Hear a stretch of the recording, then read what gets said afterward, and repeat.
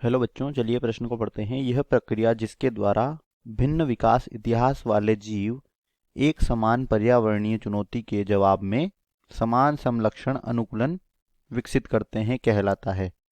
पहला विकल्प है अभिसारी विकास, दूसरा है अनुकूली विकिरण, तीसरा है नियमित विकास और चौथा है प्राकृतिक वर्ण। तो बच्चों चलिए बात करते हैं इस प्रश्न की मुख्य अवधारणा।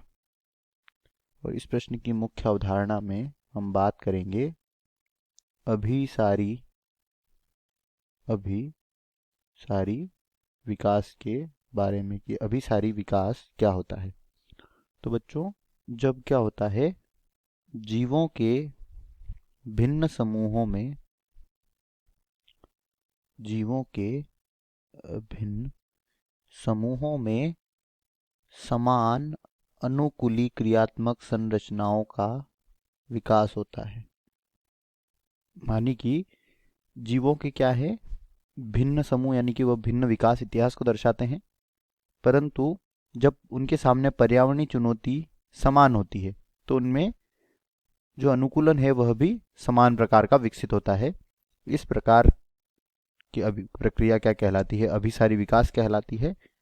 और इसके उदाहरण की अगर यहाँ पर बात करें तो बच्चों, तितलियों और पक्षियों के पंख जो है, यह क्या है, तितलियों तथा पक्षी के पंख, यह अभिसारी विकास के उदाहरण है।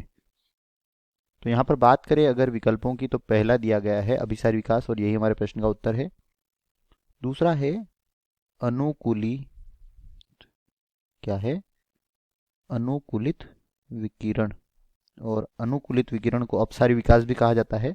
और अनुकूली विकिरण में क्या होता है कि किसी एक पूर्वज से उत्पन्न होने के पश्चात, किसी एक पूर्वज से उत्पन्न होने के बाद जो जातियां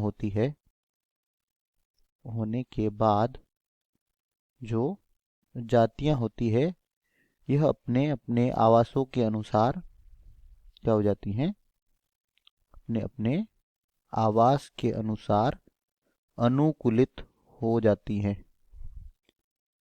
इसे कहा जाता है अनुकूली विकिरण। तो यह तो गलत हो जाएगा। इसके बाद बात करते हैं तीसरा, जो कि है नियमित विकास। तो बच्चों, तीसरा जो है यह भी गलत होगा। और चौथा है प्राकृतिक वर्ण। तो बच्चों, प्राकृतिक वर्ण जो है, यह डार्विन के सिद्धांत का या डार्विनवाद का क्या है, मुख्य आधार है, जिसमें उन्होंने बताया था कि जो क्या होता है, जीव जाति का विकास होता है या जैव विकास होता है, यह प्राकृतिक वर्ण के कारण होता है। तो यह भी यहाँ पर गलत है। दिए गए प्रश्न का सही उत्तर है विकल्प ए। आशा करते हैं यह उत्तर आपको समझ आया होगा। धन्यवाद।